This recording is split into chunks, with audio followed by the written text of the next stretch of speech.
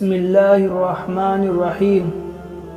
حضرت ابو ہریرہ رضی اللہ عنہ نبی اکرم صلی اللہ علیہ وسلم سے نقل کرتے ہیں کہ آپ صلی اللہ علیہ وسلم نے ایک مرتبہ ارشاد فرمایا، بتاؤ اگر کسی شخص کے دروازے پر ایک نہر جاری ہو جس میں وہ 5 مرتبہ روزانہ غسل کرتا ہو۔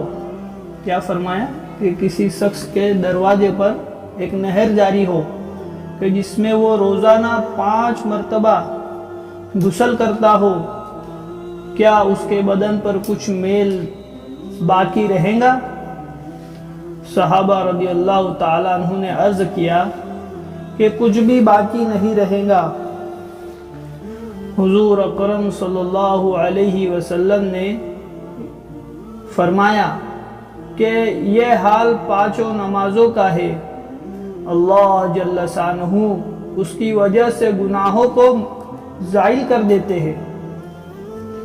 حضرت جابر رضی اللہ تعالیٰ عنہ نبی اکرم صلی اللہ علیہ وسلم کا ارشاد نقل کرتے ہیں کہ 5 نمازوں کی مثال ایسی ہے کہ کسی کے دروازے پر ایک نہر ہو جس کا پانی جاری ہو اور بہت گہرا ہو، اس میں روزانہ 5 دفعہ غسل کرے۔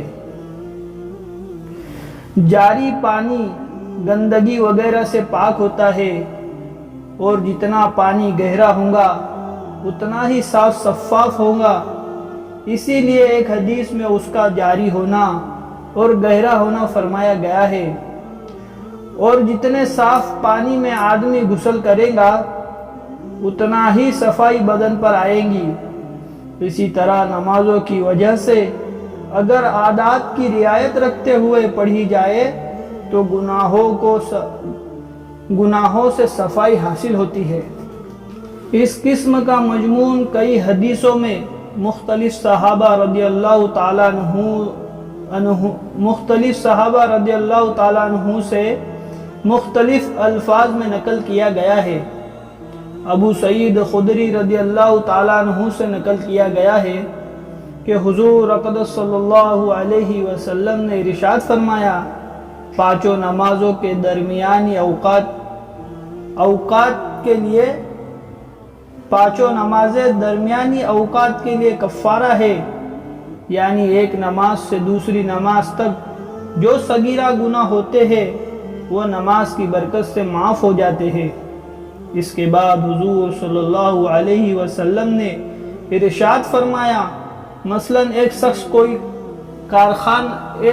کا کوئی کارخانہ ہے جس میں وہ کچھ کاروبار کرتا ہے، جس کی وجہ سے اس کے بدن پر کچھ گرد و غبار میل کچیل لگ جاتا ہے، اور اس کے کارخانے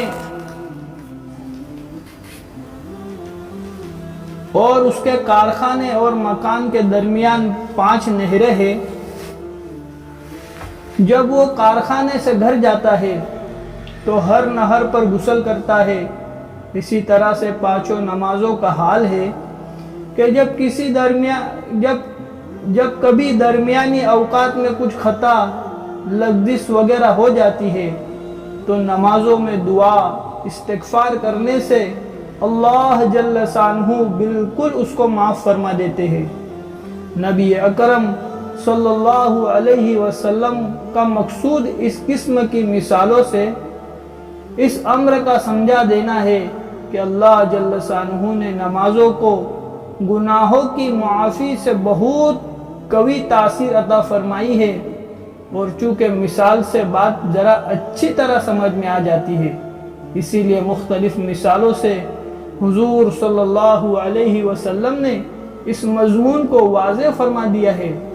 اللہ جل شانہ کی اس رحمت اور وسعت مغفرت اور لطف و انعام اور کرم سے ہم لوگ فائدہ نہ اٹھائے تو کسی کا کیا نقصان ہے، اپنا ہی کچھ کھوتے ہیں۔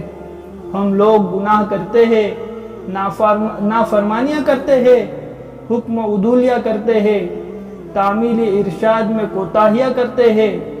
اس کا مقتضا یہ تھا کہ قادر عادل بادشاہ کے یہاں ضرور سجا ہوتی اور اپنے کیے کو بھگتتے، مگر اللہ کے کرم سے، اللہ کے کرم کے قربان کہ جس نے اپنی نافرمانیاں اور حکم و عدولیہ کرنے کی تلافی کی طریقہ بھی بتا دیا۔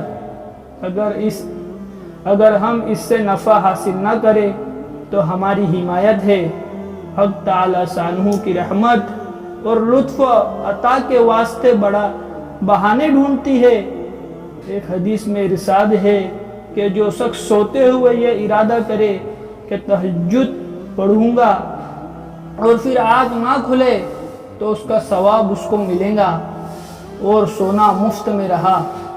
کیا ٹھکانہ ہے اللہ کی دین اور عطا کا، اور جو کریم اس طرح عطا کرتا ہو اس سے نہ لینے کی کتنی سخت محرومی اور کتنا زبردست نقصان ہے۔